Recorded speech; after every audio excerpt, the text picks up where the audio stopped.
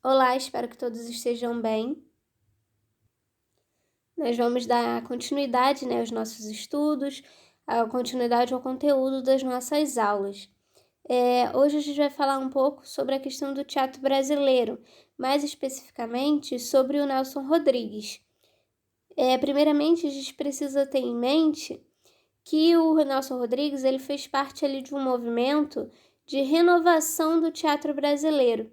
Isso porque a renovação, o movimento renovador da literatura brasileira, que foi marcada ali pela Semana de Arte Moderna de 1922, ela só vai ter efeito na dramaturgia, ou seja, na escrita, do teatro e do cinema, lá pela década de 40, ou seja, 20 anos depois da Semana de Arte Moderna. Então, nós tivemos todo aquele movimento do modernismo que nós estudamos, que teve início ali com a Semana de Arte Moderna, que teve a Semana de Arte Moderna como esse marco. A gente não estudou, do lado do ponto de vista da arte, mas o modernismo foi um movimento que teve muito efeito também na literatura. Mas com relação à dramaturgia, ele só vai aparecer, esses efeitos só vão aparecer, essa renovação só vai acontecer 20 anos à frente, ou seja, lá por volta de 1940. Até então, o teatro ele era feito com temas de comédias de costumes e adaptações de textos estrangeiros. Essas chamadas comédias de costume eram peças, histórias que eram uma forma ali de crítica, de satiração do comportamento das pessoas da época. E de sátira, E os textos estrangeiros, eles acabavam sendo, na verdade, cópias do que já tinham sido feitos no exterior. Então, não havia muita coisa nova.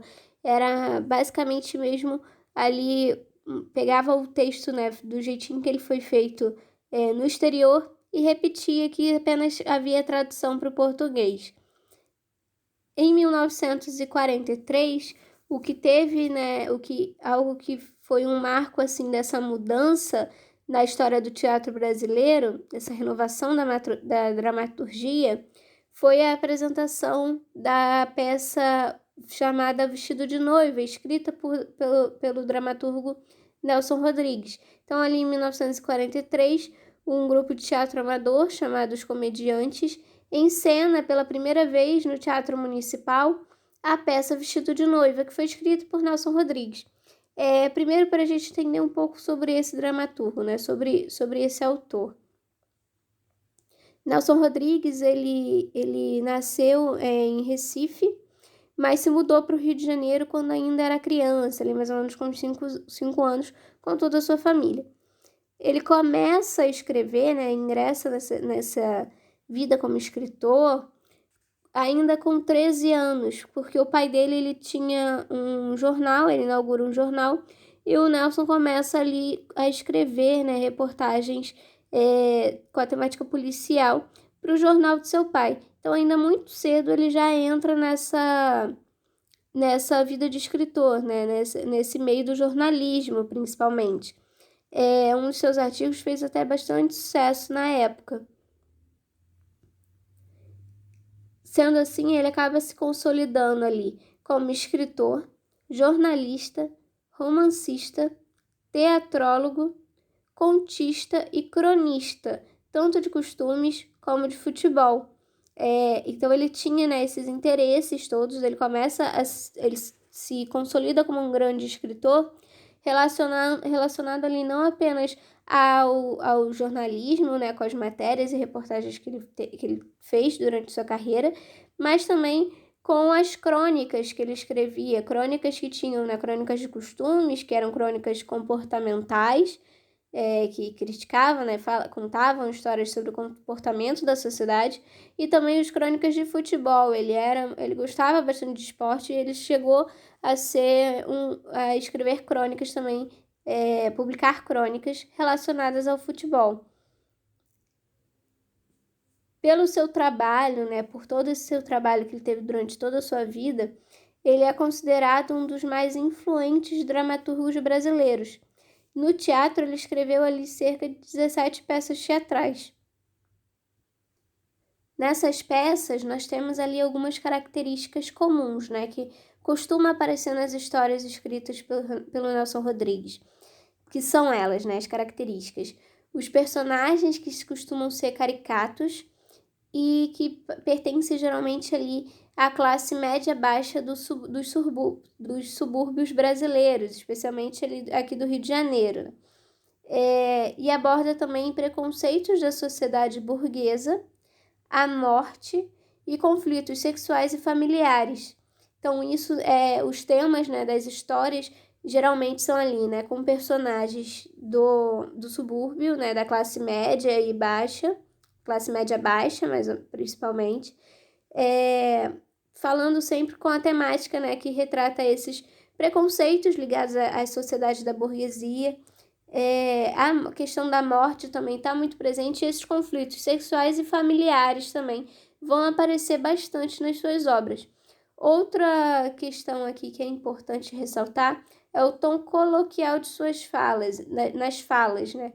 Então, as falas dos personagens, eles têm esse tom mais coloquial, o que facilitava até um pouco a identificação, né, do público com aqueles personagens, além de ter esses conflitos, né, que eram que eram corriqueiros da sociedade, da burguesia da época. Então, aquelas pessoas acabavam se vendo ali representadas, apesar de ser de uma forma, né, caricata e de certa forma criticada, que criticava, né, aqueles comportamentos.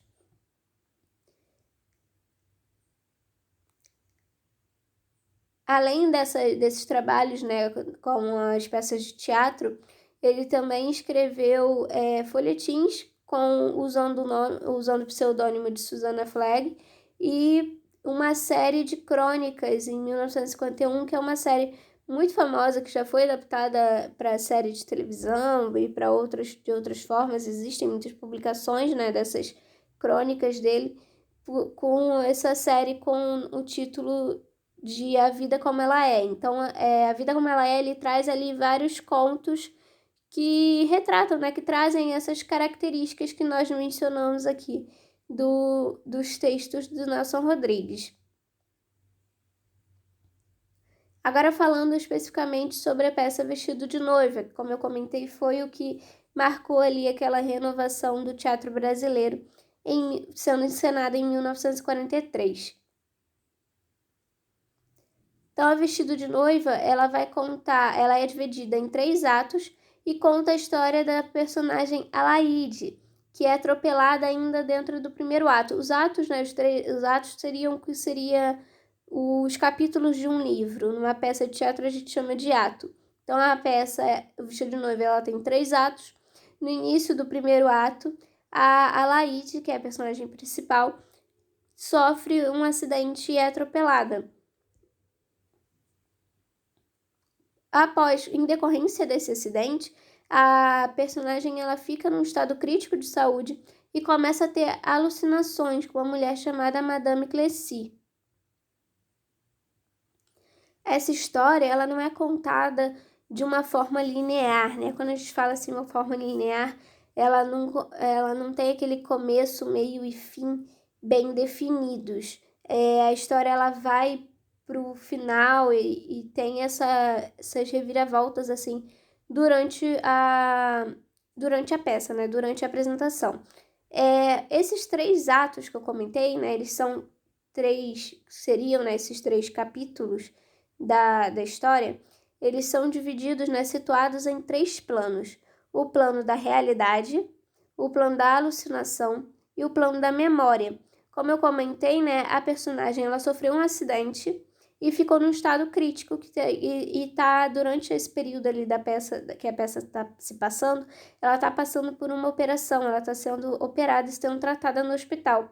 Então, o plano da realidade é quando a peça, né, os personagens aparecem nesse plano nesse cenário que representa o hospital, né? Contando essa realidade, desde o atropelamento até esse ponto que ela está no hospital. Esse é o plano da realidade. O plano da alucinação é o que se passa na mente da Alaide, quando ela encontra a Madame Cleci. Ela tem essa alucinação com a Madame Cleci, conhece essa mulher e essa mulher ela tem ali uma relação também, a conversa que ela tem com essa mulher, ela tem uma relação ali com a sua vida real também, com a vida real da protagonista. A Madame Cleci, ela é dona de um bordel e a Alaide se vê nesse bordel e ela tá conversando com a Cleci e todos os homens que aparecem no bordel têm o rosto do marido da Alaide, né, da protagonista. Então esse é o plano da alucinação.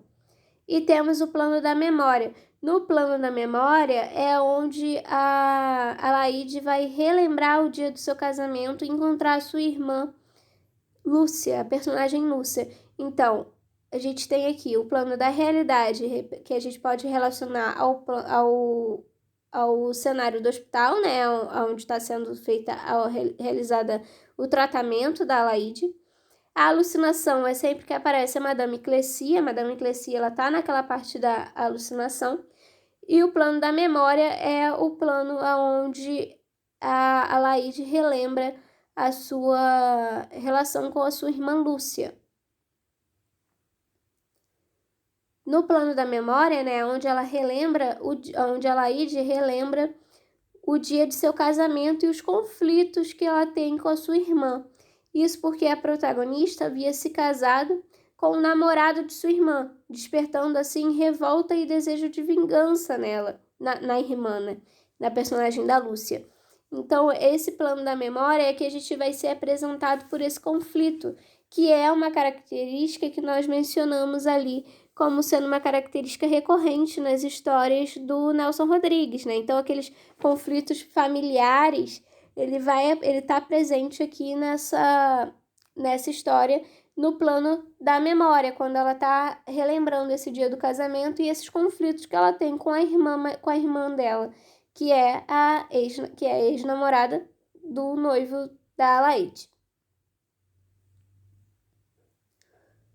O cenário da peça, ele é também muito estudado, assim, por quem estuda teatro, porque ele vai apresentar essa divisão desses três planos. Então, a gente vai ter o plano da realidade, o plano da memória e o plano da alucinação divididos ali no cenário também, de uma forma que não ficasse muito óbvia, né? Então, o cenógrafo, ele fez ali de uma forma que os personagens pudessem perpassar pelo cenário e assim também ser uma forma deles estarem entrando em cada um desses planos em que se passa a história. Essa divisão do cenário também ajudava a situar, né, o espectador na narrativa, que não é como eu falei, não é uma narrativa linear, como vocês podem ter percebido, né? Até para explicar aqui fica um pouco confuso, né? Fica um pouco difícil explicar, né, a narrativa, a história que está sendo contada na peça.